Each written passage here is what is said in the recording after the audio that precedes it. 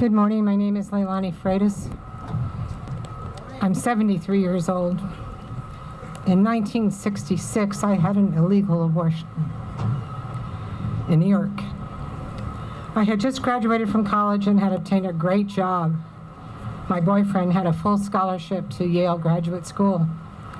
And when I realized I was pregnant, I told him, and we told our parents. My mother was devastated. She kept saying, "Oh my God, oh my God." My father said, "Go to Puerto Rico for an abortion."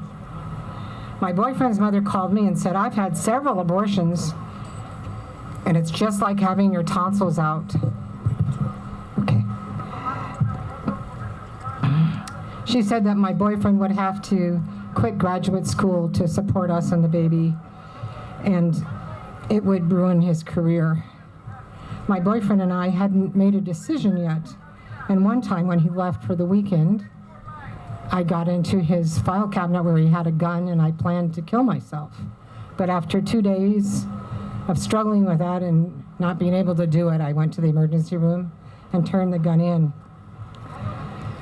One Friday afternoon, my father called and said, "Tomorrow you're going with your mother to Brooklyn and see a doctor and see how far along you are." My boyfriend told me that our parents had been talking, and he said the doctor probably was his mother's. I went home to my parents and couldn't sleep all night. The next morning, we went to my doctor's office, or the doctor's office. He examined me and said I was 12 weeks and not 10, and it would be an extra $200.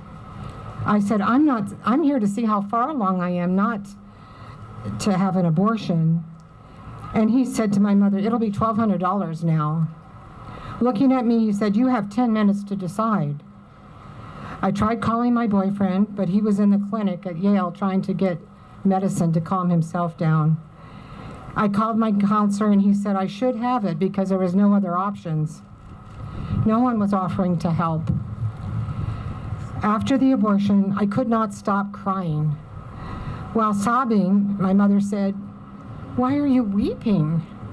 I told her, "Because I'm afraid I'll never have children." She said, "That's not true. I had you after having one at age 18. I asked her, "How far along were you, Mom?" And she said, 6 months. I wept even more, angry at her former silence and sickened over my brother or sister having been killed. I was an only child. After the abortion, I spent almost 1 year in 3 mental hospitals, had shock treatments, lost my job, and many friends who thought there was something wrong with me, and there was.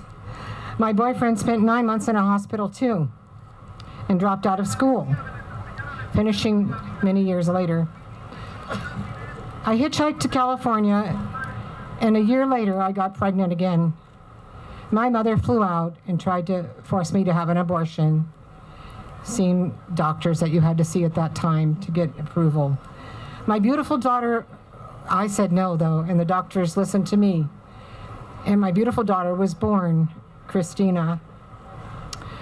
Not long after, maybe 7 or 8 years, I got married and had 4 more children that I'm blessed with today. After the first year, following that time that I went into the hospital, etc., I stuffed all my emotions down inside. It wasn't until 20 years later that I was attending a course, actually, and I realized that I had killed my baby and that it was a baby. It wasn't a piece of tissue, which I didn't know before. Later, I went to Rachel's Vineyard. Even though I feel forgiven and very blessed to have my children, I went to confession. I became a Catholic and went to confession. And then I went to Rachel's Vineyard. And even though I feel forgiven and blessed by my children, seldom does a day go by when I do not relive my abortion and regret it. And for this reason, I am silent no more.